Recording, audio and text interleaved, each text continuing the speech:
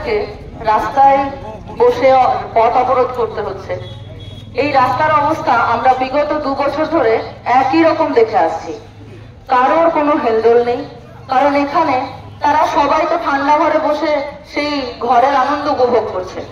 আমাদের মতন সাধারণ মানুষের কষ্ট তারা ভাববে কেন আর দেখবেই বা কেন? আসুন, আপনাদের সবাইকে আমি অনুরোধ করছি, আজকে আমরা যে আন্দোলনে নেমেছি আপনাদের জন্যই, আমাদের সবার সাধারণ মানুষের স্বার্থেই আমরা এই পথে বসেছি।